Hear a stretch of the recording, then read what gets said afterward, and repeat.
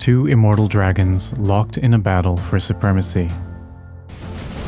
An epic clash of fire and lightning, of fang and claw, that would leave both irreparably scarred, and spawn a seething hatred that would carry on and spread far beyond their battle.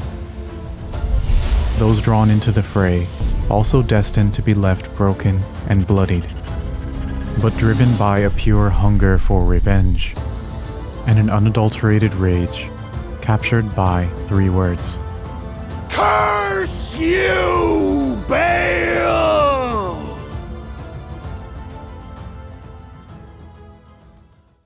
Zayf the Scholar here, and today we're talking about the wake of destruction left by a fearsome creature that awaits us at the summit of the Jagged Peak.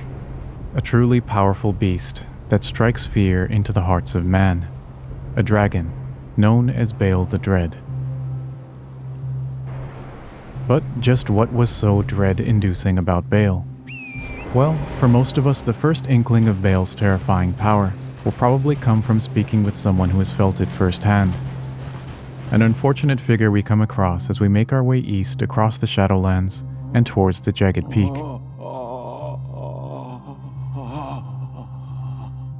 We find him strewn across the floor, screaming out in anguish at the top of his lungs.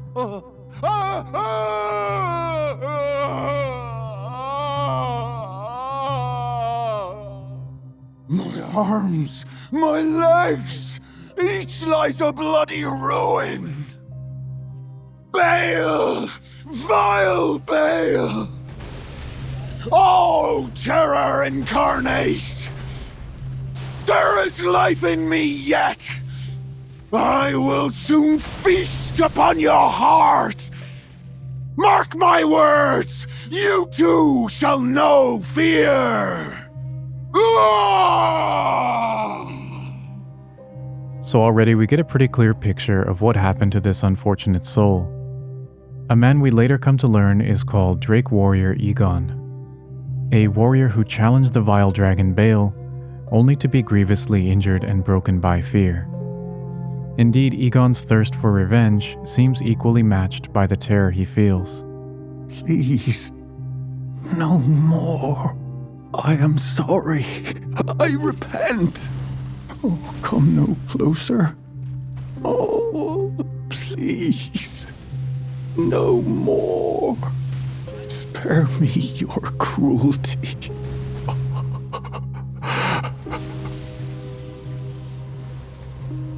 It's clear that his traumatic battle with Bayle has left both his body and mind shattered. But as you might expect, Bayle did more than just terrorize human warriors like Igon to earn his reviled status. And we learn more by making our way through the Dragon's Pit and reaching the Grand Altar of Dragon Communion. It's here that we meet a priestess, standing near a colossal dragon corpse, who encourages us to slay Bayle. Now, seek the Jagged Peak. There you will find Bayle, the oldest and vilest of all dragons, landbound warrior. Follow your desire and slay the foul beast. Devour its throbbing heart. I will grant you the strength required. In the name of my lord, Placidusax.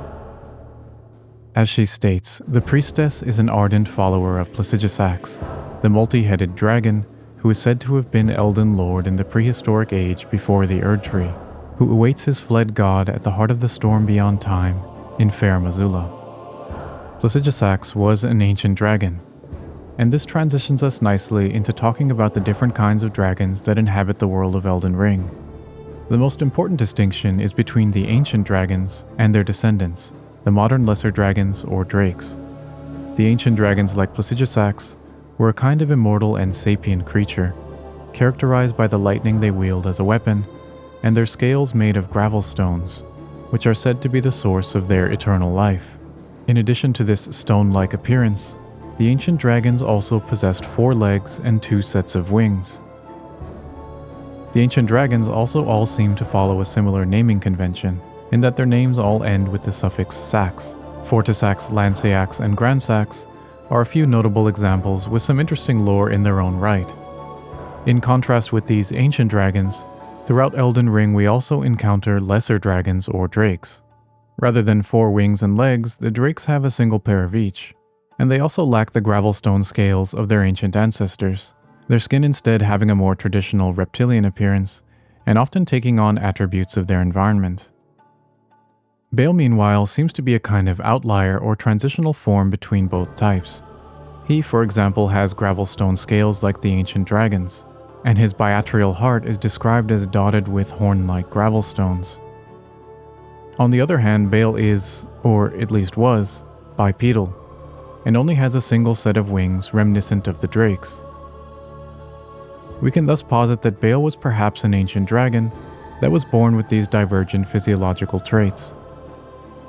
And as it turns out, our priestess here is named Florissax, and as her name suggests, she too was an ancient dragon herself, but sacrificed that form for feeble flesh to aid in the destruction of Bayle the Dread. Long ago, Florissax assumed human form to share dragon communion with the world. But why did Florissax carry such an intense desire to see Bayle destroyed?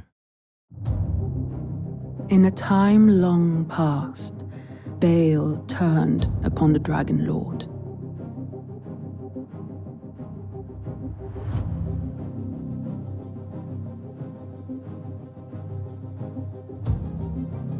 The foul traitor assailed our master and inflicted a grievous wound, only to make a hasty retreat, becoming a sworn enemy of the brood. Since that day, Bayle and his bloodline, the Drakes, have served as sacrifices for dragon communion. Land-bound warrior, my lord Placidusax has shown your kind what must be done. Seek communion, sate your boundless appetite, feel the euphoria of a dragon's essence taking root in your meager frame. We aren't ever told why Bayle turned on Placidusax, but we can presume that it may have had to do with the fact that the ancient dragons seemed to look down on Bayle and his bloodline. The item Dragon Communion Grease, for example, is described as a tool of the old Dragon Communion warriors, who were the agents of the ancient dragons' hatred for their low-born descendants. So perhaps Bayle wasn't a fan of his descendants being classified as low-born by Placidusax and the other ancient dragons, and this caused him to turn against Placidusax. But as we learn from the Talisman of Dread, his challenge to the ancient dragon lord ended in grievous mutual injury. The aftermath of this battle is indeed gruesome. Placidusax lost 3 of his 5 heads, a pair of wings, and is missing huge chunks of flesh from his neck and other areas on his body. Bayle, meanwhile, also had his wings completely shredded, with the bloodied bone stripped of flesh and visibly protruding on one side. He also lost his left leg and had a chunk taken out of his back before fleeing the scene. It's fairly common knowledge at this point, but I'll also point out that 2 of Placidusax's severed heads can still be found with their jaws locked around Bayle's body, which is just fantastic visual storytelling. As a result of this violent clash, Placidusax, with the help of Florissax, created the practice of Dragon Communion, a rite through which even lowly human warriors could gain great power, and a hunger-fueled ambition that would allow them to one day challenge Bayle. And Igon seems to be a perfect case in point of a once lowly human warrior who managed to ascend to something greater through Dragon Communion. I remember that name well. The broken Drake Warrior, driven by bottomless hunger and fiery ambition. Precisely what the Dragonlord envisaged for men who partake in Dragon Communion. The mad hunger and fierceness of spirit that only flows from those young and short of sight. He rather reminds me of Bayle. In fact, such thoughts are unfathomable to ones as old as we. Examining his armor set, we find that it's comprised of a filthy miscellany of parts, patched together with scraps of cloth, stripped from corpses found in the aftermath of a battle. The poor scavenger of the battlefields found honor through Dragon Communion. And so through Dragon Communion, Igon was transformed from a lowly battlefield scavenger, ripping scraps of stinking cloth off of fallen soldiers, into a Drake Warrior with an ambition fierce enough to see him scale the jagged peak and try to slay the most terrifying dragon in the land. Although this dream was all but snuffed out and left Igon broken, the sight of our Tarnished taking down some of Bayle's bloodline is all it takes to rekindle his passion and reawaken his dream, that he could one day see the dreaded creature slain.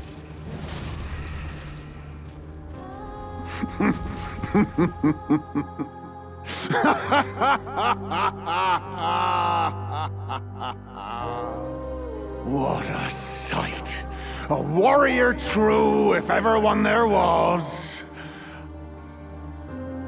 A fellow Drake Warrior. Piteous Igon, do you not remember? Conjure your past, how once you were, when fear was yet foreign to you.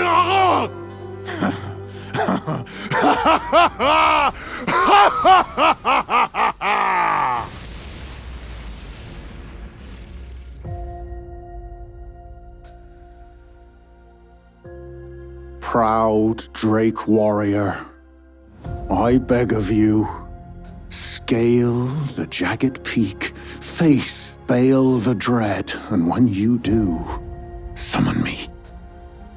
Summon my soul.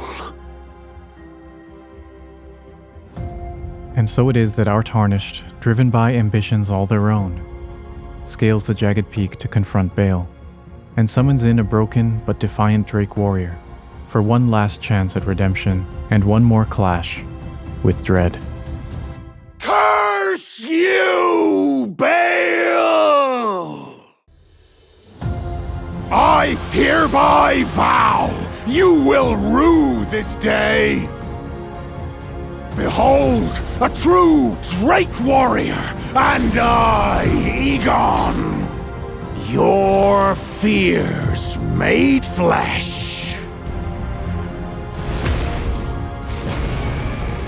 Solid of scale you might be, foul dragon, but I will riddle with holes your rotten hide with a hail of harpoons, with every last drop of my being. Yeah!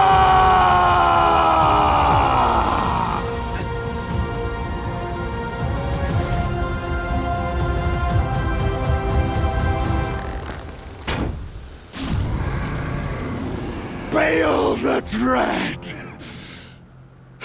you shall haunt me no longer.